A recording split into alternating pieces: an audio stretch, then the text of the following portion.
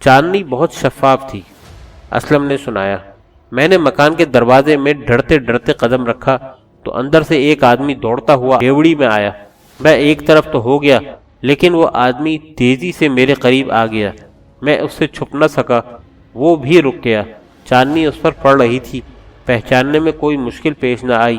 وہ میر صاحب تھے۔ ان کے ہاتھ میں کوئی لاٹھی یا ڈنڈا یا اس قسم کی کوئی اور چیز تھی؟ میں نے پوچھا۔ وہ یاد کرنے لگا اور بولا، ان کے ہاتھ میں وہی کالا ڈنڈا تھا جو ہر وقت ان کے ہاتھ میں رہتا ہے۔ مجھے یاد آ گیا کہ میں نے جب بھی میر صاحب کو دیکھا یہ خوبصورت ڈنڈا اس کے ہاتھ میں ہوتا تھا۔ اب تھانے میں بھی یہ ڈنڈا اس کے پاس تھا۔ میں نے ایک کانسٹیبل سے کہا کہ میر صاحب سے ڈنڈا لے آؤ۔ کانسٹیبل ڈنڈا لے آیا۔ میں نے غور سے دیکھا یہ 1.5-2 انچ موٹا اور گز بھر لمبا ڈنڈا شاہ بلوط کی لکڑی کا تھا، خرات پر گول کیا ہوا تھا اور اس پر کالا چمکدار رنگ کیا گیا تھا۔ دونوں سروں پر تقریباً 3-3 انچ لمبی پیتل کی شامیں چڑھی ہوئی تھیں۔ ایک سرے پر سفید رنگ میں یا محمد اور دوسرے سرے پر یا علی لکھا ہوا تھا۔ یہی تھا؟ یہی ہو سکتا ہے، اسلم نے جواب دیا۔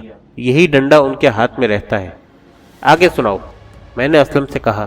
مکان کے دروازے پر تمہارا اور میر صاحب کا سامنا ہو گیا تو تمہارے درمیان کوئی بات بھی ہوئی تھی؟ میر صاحب نے مجھے پہچان لیا اور کہا، تم یہاں کیا کر رہے ہو؟ اندر نہ جانا۔ چونکہ انہیں میری اور لڑکی کی محبت کا علم تھا، اس لیے میں نے انہیں بتا دیا کہ اسے چھت کی طرف سے اس مکان میں آنا تھا۔ وہ اگر آئی بھی تھی تو جنات نے اسے واپس بھیج دیا ہوگا۔ اس کی فکر نہ کرو، تم جاؤ، اندر نہ جانا۔ میں واپس چلنے لگا تو میر صاحب نے کہا، کسی کو یہ نہ بتانا کہ تم نے مجھے یہاں دیکھا تھا۔ یہ میرا اور جنات کا راز ہے۔ فاش کرو گے تو بنے بنائے کام بگڑ جائیں گے۔ مجھے اب بھی ڈر لگتا ہے کہ میں نے یہ راز آپ کو بتا دیا ہے، معلوم نہیں میرا کیا بنے گا۔ وہ بری طرح ڈرا ہوا تھا۔ میر صاحب کا اصل راز تھوڑی دیر بعد تمہارے سامنے آ جائے گا، میں نے کہا۔ نہ اس مکان میں کوئی جن ہے، نہ تمہارے میر صاحب کا کسی جن کے ساتھ کوئی تعلق ہے۔ اس کا پیشہ وہی ہے جو موٹی کی بیوی کا ہے۔ کیا تم مانتے ہو کہ لڑکی پر جن کا قبضہ ہے؟ میر صاحب نے مجھے بتا رکھا ہے کہ انہوں نے لڑکی میں جن داخل کر دیا ہے اور یہ جن ہماری مراد پوری کر دے گا، اس نے جواب دیا۔ تم آگے سناؤ کیا ہوا؟ میں گھر چلا گیا، اس نے سنایا۔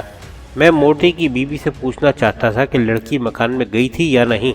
وہ خیریت سے تو ہے، لیکن اس سے پہلے یہ خبر پھیل گئی کہ حمید کی لاش اجڑے ہوئے مکان میں پڑی ہے۔ پھر پتہ چلا کہ وہ زندہ ہے۔ لوگ ادھر کو دوڑے جا رہے تھے اور میں موٹی کی بیوی کے گھر چلا گیا۔ اس سے پوچھا تو اس نے بتا دیا کہ لڑکی گئی تھی اور جلدی واپس آ گئی تھی۔ اس نے یہ نہیں پوچھا کہ تم اسے ملے ہو یا نہیں۔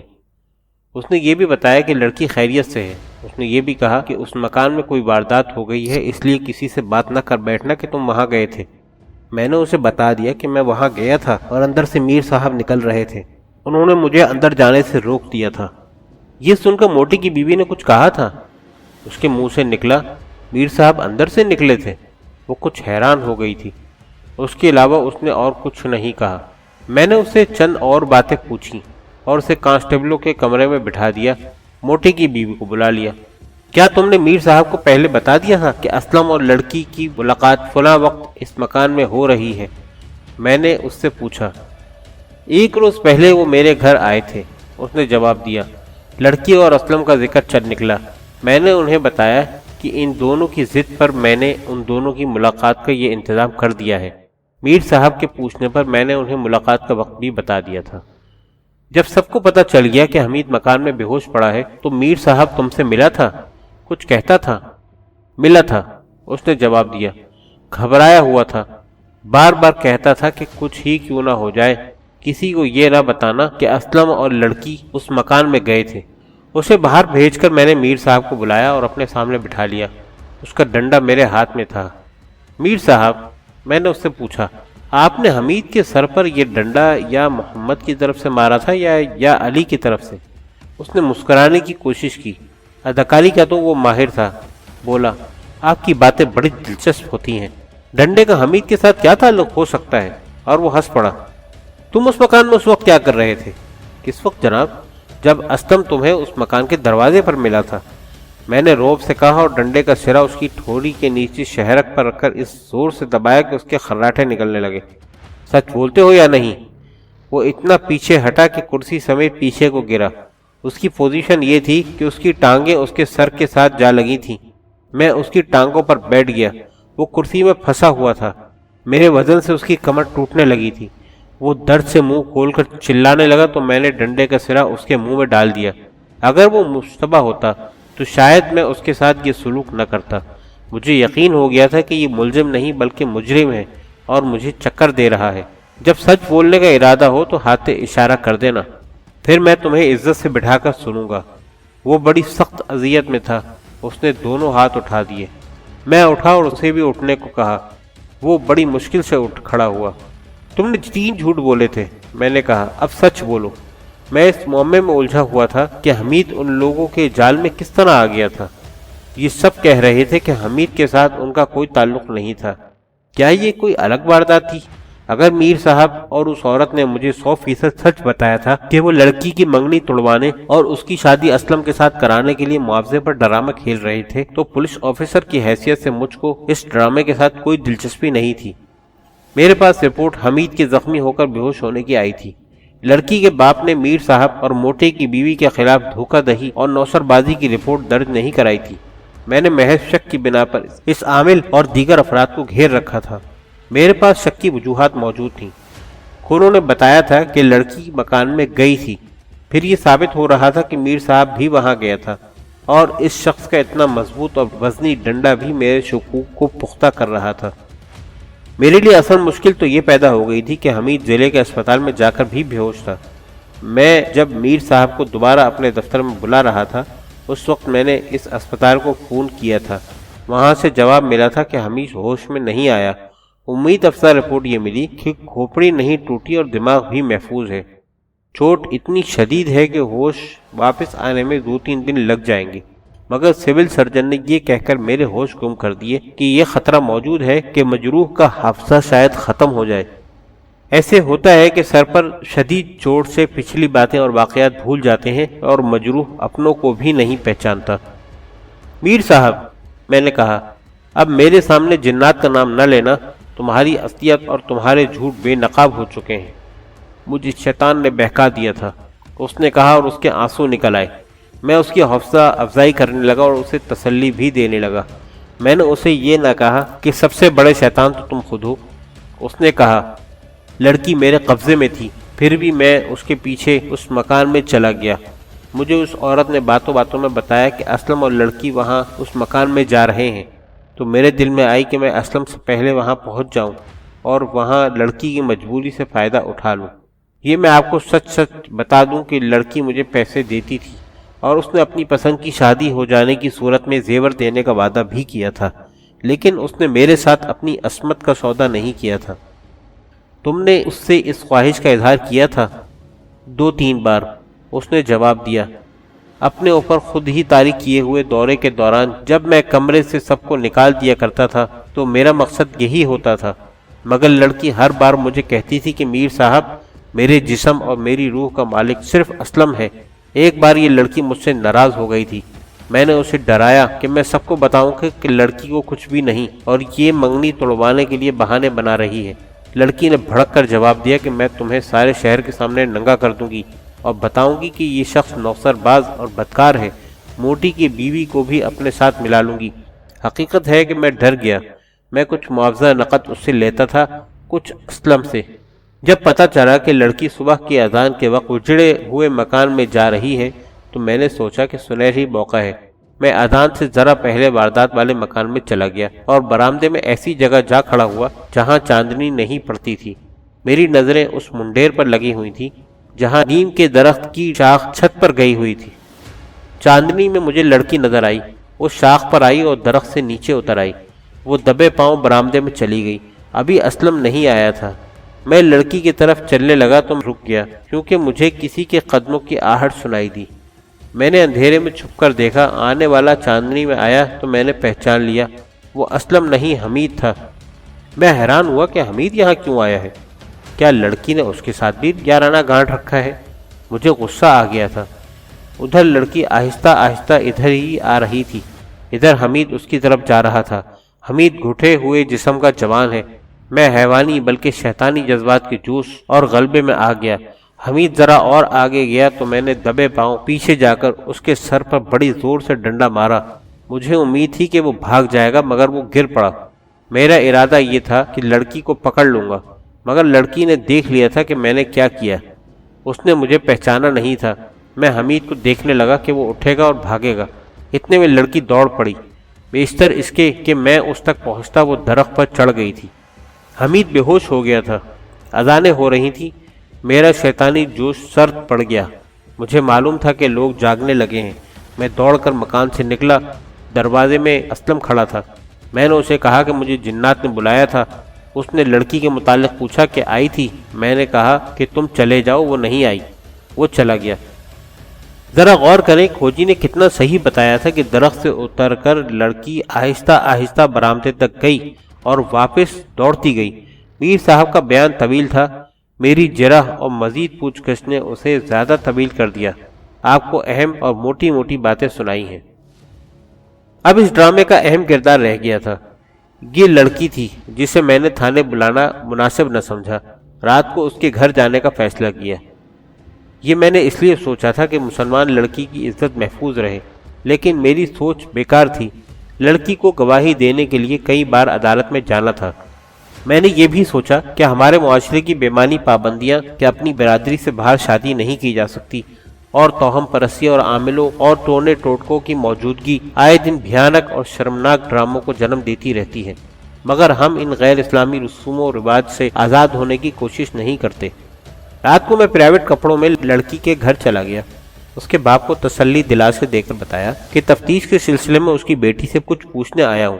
آپ تصور نہیں کر سکتے کہ اس باپ کی کیا حالت ہوئی جس کی جوان اور پردہ نشین بیٹی ایک واردات میں ملوث تھی۔ اس نے مجھ سے پوچھا کہ اس واردات کے ساتھ اس کی بیٹی کا کیا تعلق ہے۔ میں نے اسے تفصیل سے بتا دیا کہ اس کے گھر میں کیا ناٹک کھیلا جا رہا تھا۔ اسے تسلی دی کہ اب اس کی بیٹی کو دورہ نہیں پڑے گا اور اس کی بیٹی ملزم نہیں تھی۔ وہ میری منت سماجت کرنے لگا کہ میں اس کی بیٹی کو گواہ بھی نہ بناؤں۔ میں نے اس لیے وعدہ کر دیا کہ لڑکی سے بیان لینا تھا، لیکن میں یہ وعدہ پورا نہیں کر سکا۔ لڑکی اہم گواہ تھی۔ لڑکی کو میرے پاس کمرے میں بھیج دیا گیا۔ میں نے اس کے باپ کو وہاں بیٹھنے نہ دیا، لیکن اسے یہ کہا کہ کمرے کے دونوں دروازے کھلے رہنے دے۔ میں نے لڑکی سے بڑی مشکل سے بیان لیا۔ وہ پولیس سے ڈرتی تھی، اپنے ماں باپ سے ڈرتی تھی، اپنی بے عزتی سے ڈرتی تھی، اور اس ڈر کے علاوہ شرم و حجاب بھی تھا جو اسے بولنے نہیں دے رہا تھا۔ تھانے دار تو پتھروں سے بھی باتیں کرا لیا کرتے ہیں۔ اس لڑکی کو میں تھانے بلا لیتا تو وہ 5 منٹ بعد پوری بات سنا دیتی، لیکن جہاں تک ممکن تھا میں ایک مسلمان لڑکی کی عزت کرنا چاہتا تھا۔ لڑکی نے جو بیان دیا وہ میر صاحب کے بیان کی اور موٹے کی بیوی اور اسلم کے بیانات کی تصدیق کرتا تھا۔ چھوٹی چھوٹی باتوں میں کچھ اختلاف تھا جو میری جرح سے دور ہو گیا۔ میرے پوچھنے پر اس نے بتایا کہ میر صاحب اس سے بہت زیادہ معاوضہ مانگتا تھا جو لڑکی نے دینے سے انکار کر دیا تھا۔ اس نے یہ بھی کہا کہ اس کی شادی اسلم کے ساتھ نہ ہو سکی تو وہ اسلم کے ساتھ گھر سے نکل جائے گی، اگر یہ بھی ممکن نہ ہوا تو خودکشی کر لے گی۔ واردات کے متعلق اس نے بتایا کہ وہ موٹے کی بیوی کے گھر صبح کی اذان سے ذرا پہلے گئی۔ وہ دروازے کو ہاتھ لگایا تو کواڑ کھل گیا۔ وہ عورت صحن میں انتظار کر رہی تھی۔ کمرے سے اس کے خاوند کے خراٹے سنائی دے رہے تھے۔ لڑکی سیڑھیاں چڑھ گئی اور دبے پاؤں اجڑے ہوئے مکان کی چھت پر گئی۔ مکان کی ہیبت نے اسے بہت ڈرایا، لیکن محبت کا جذبہ غالب آ گیا۔ اس نے ڈر پر اس وجہ سے بھی قابو پا لیا کہ میر صاحب کی اصلیت کو وہ جان گئی تھی۔ میر صاحب کی نوسر بازی نے اسے یقین دلا دیا تھا کہ اس مکان میں کوئی جن ون نہیں۔ وہ سلیپر چھت پر اتار کر نیم کی شاخ پر اوپر کی شاخ پکڑ کر چلنے لگی۔ اس کا بایاں پاؤں اس نکیلے ٹکڑے پر پڑا جس سے شاخ کبھی ٹوٹی تھی۔ اوپر جسم کا وزن پڑا تو یہ ٹکڑا اس کے پاؤں میں چلا گیا۔ اس نے پاؤں اوپر کھینچا تو ٹکڑا پاؤں سے نکلا۔ درد نے اسے بے حال کر دیا۔ وہ شاخ پر چلتی گئی۔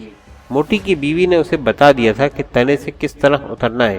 اترنا مشکل نہیں تھا۔ وہ اتر کر آہستہ آہستہ برآمدے میں گئی۔ صحن میں کوئی آدمی آیا، وہ پہچان نہ سکی۔ یہ جان گئی کہ وہ اسلم نہیں، یہ آدمی برآمدے میں آیا۔ اندھیرے سے جانے کون نکلا۔ اس نے پیچھے سے اس آدمی کے سر پر ڈنڈا مارا۔ آدمی گر پڑا۔ میں ڈر کر درخت کی طرف دوڑی اور بہت تیزی سے درخت پر چڑھ کر چھت پر پہنچی۔ سلیپر پہنے اور دبے پاؤں موٹے کے مکان کی سیڑھیاں اتر گئی۔ موٹی کی بیوی کو کچھ نہ بتایا۔ میرا پاؤں زخمی تھا۔ واپس اپنے گھر گئی تو سب سوئے ہوئے تھے۔ میں نے ماں کو جگا کر کہا کہ میں ننگے پاؤں شہر میں چلی گئی تھی، یہ کیل پاؤں میں اتر گئی ہے۔ میں نے ثبوت کے طور پر ایک کیل ہاتھ میں لے لی تھی جو مجھے معلوم تھا کہ کہاں رکھی ہے۔ ماں نے ہلدی گھی میں کاٹ دی جو میں نے پاؤں پر باندھ دی۔ ماں کو زخم نہ دکھایا کیونکہ یہ زخم کیل کا نہیں تھا۔ یہ اس کے بیان کے اہم حصے ہیں جو میں نے آپ کو سنا دیے ہیں۔ میں نے اس کے بائیں پاؤں کا سلیپر اپنے قبضے میں لے لیا۔ اس نے یہ سلیپر دھویا نہیں تھا، اس میں جمے ہوئے خون کی موجودگی ضروری تھی۔ یہ بھی سیریولوجسٹ کے پاس بھیجنا اور ایگزیبٹ کے طور پر عدالت میں پیش کرنا تھی۔ لڑکی نے جرم کی داستان سنا دی لیکن یہ ابھی مکمل نہیں تھی۔ اسے صرف حمید مکمل کر سکتا تھا جو 25 میل دور بے ہوش پڑا تھا۔ میں نے یہ فرض کر کے کہ حمید کو کبھی ہوش نہیں آئے گا مقدمہ تیار کرنے کے لیے شہادتیں اکٹھی کرنی شروع کر دی۔ میر صاحب کو میں نے گرفتار کر لیا اور اگلے روز اسے مجسٹریٹ کے پاس اقبالی بیان ریکارڈ کرنے کے لیے وہیں لے گیا جہاں ضلع کا ہسپتال تھا۔ اسے مجسٹریٹ کے پاس چھوڑ کر میں ہسپتال چلا گیا۔ حمید کو دیکھا۔ ڈاکٹر نے خوشخبری سنائی کہ کسی وقت حمید ذرا سی آنکھ کھولتا ہے اور فوراً بند کر لیتا ہے۔ میں نے اسے آہستہ سے بلایا، حمید۔ اس نے منہ میری طرف کیا مگر آنکھیں نہ کھول سکا۔ میں نے پوچھا، کچھ افاقہ محسوس کر رہے ہو؟ اس نے سر کو ہلکی سی جنبش دی۔ وہ افاقہ محسوس کر رہا تھا۔ باہر آ کر ڈاکٹر نے مجھے کہا، دماغ محفوظ ہے، بات سمجھتا ہے، اگر آج ہوش میں آ گیا تو 2 روز بعد بیان دینے کے قابل ہو جائے گا۔ اس کا باپ اور چھوٹا بھائی باہر اداس اور پریشان بیٹھے تھے۔ ڈاکٹر نے انہیں حمید کے ساتھ رہنے کی اجازت نہیں دی تھی۔ ہر روز اتنی دور سے اسے دیکھنے آتے تھے۔ میں نے اس کے باپ کو تسلی دی کہ حمید بچ گیا ہے اور تیزی سے ٹھیک ہو رہا ہے۔ اسے یہ بھی بتایا کہ مجرم پکڑا گیا ہے۔ اسے جب مجرم کا نام بتایا تو وہ حیرت زدہ ہو گیا، جیسے سن ہو گیا ہو۔ میر صاحب کا اقبالی بیان قلم بند ہو چکا تھا۔ اسے جوڈیشنل حوالات جیل بھیج دیا گیا تھا۔ میں اپنے تھانے میں آ گیا۔ دوسرے دن سورج غروب ہو رہا تھا جب مجھے فون پر اطلاع ملی کہ میں اگلے روز بیان لینے کے لیے آ جاؤں۔ میں دوسرے دن پہلی گاڑی سے چلا گیا۔ حمید کو دیکھا۔ وہ ہوش میں آ چکا تھا لیکن بولنے میں دقت محسوس کرتا تھا۔ ڈاکٹر ساتھ رہا۔ اس کا بیان مختصر تھا جو آدھے گھنٹے میں ریکارڈ ہو سکتا تھا، لیکن میں نے یہ بیان 6 گھنٹوں میں ریکارڈ کیا۔ حمید 2 منٹ سے زیادہ بولتا تھا تو اس کا سر دکھنے لگتا تھا۔ آدھے پونے گھنٹے تک وہ خاموش پڑا رہتا، پھر بولنے لگتا تھا۔ اس کا بیان اتنا صحیح تھا کہ وہ واردات کی رات حسب معمول صبح کی اذان سے پہلے جاگ اٹھا اور ورزش کے لیے اوپر چلا گیا۔ اس کے مکان کی چھت عام مکانوں سے زیادہ اونچی تھی اور یہ مکان اجڑے ہوئے مکان کے تقریباً 7 تھا۔ درمیان میں گلی تھی۔ یہ حمید کے مکان کا پہلو تھا۔ اس نے مالش کے لیے ابھی کپڑے نہیں اتارے تھے۔ اس کی نظر واردات والے مکان پر گئی۔ اس کے ساتھ والے مکان پر اسے ایک عورت جاتی نظر آئی۔ حمید اسے دیکھتا رہا۔ شفاف چاندنی میں اسے عورت اچھی طرح نظر آ رہی تھی لیکن چہرہ نہیں پہچانا جاتا تھا۔ عورت نیم کی شاخ پر چڑھی اور غائب ہو گئی۔ حمید کو معلوم تھا کہ اجڑا ہوا یہ مکان بدماشی کے لیے بھی استعمال ہوتا ہے۔ وہ خود چال چلن کا صاف تھا۔ اسے یہ شک تھا کہ یہ موٹے کی بیوی ہے اور اس کا آشنا نیچے مکان میں ہوگا۔ یہ شک اسے اس لیے ہوا کہ عورت موٹے کے مکان کی چھت سے آئی تھی۔ یہ عورت نیک نام نہیں تھی لیکن کوئی یہ نہیں کہہ سکتا تھا کہ اس کے ساتھ یا کسی اور کے ساتھ اس کے قابل اعتراض مراسم ہیں۔ حمید اس خیال سے اپنی چھت سے اتر کر واردات والے مکان کی طرف چل پڑا کہ اس عورت کو موقع پر پکڑے گا۔ وہ مکان کے اندر چلا گیا۔ اسے عورت نظر آ گئی اور حمید کو دیکھ کر برآمدے میں چلی گئی جہاں تک چاندنی نہیں پہنچتی تھی۔ وہ اس کی طرف گیا۔ برآمدے میں داخل ہوا تو پیچھے سے اس کے سر پر کوئی چیز اتنے زور سے لگی کہ اس کی آنکھوں کے آگے اندھیرا چھا گیا۔ پھر اسے کوئی ہوش نہ رہی۔ تمہیں معلوم ہے تمہارے سر پر ضرب لگانے والا کون تھا؟ میں نے پوچھا۔ مجھے گزشتہ رات کچھ ہوش آئی ہے، اس نے کہا۔ ہوش آتے ہی مجھے یاد آیا کہ میں اجڑے ہوئے مکان میں گیا تھا۔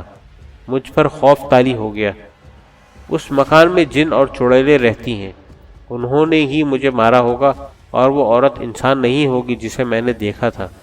میں نے اسے بتایا کہ وہ کون تھی اور یہ بھی بتایا کہ اس کے سر پر ڈنڈا مارنے والے میر صاحب تھے، تو اسے یقین نہ آیا۔ عدالت میں جب اس نے میر صاحب کو ہتھکڑی میں دیکھا تو اسے یقین آنے لگا، اور جب میر صاحب کو 4 سال سزائے قید بامشقت سنائی گئی تو اسے پورا یقین ہو گیا۔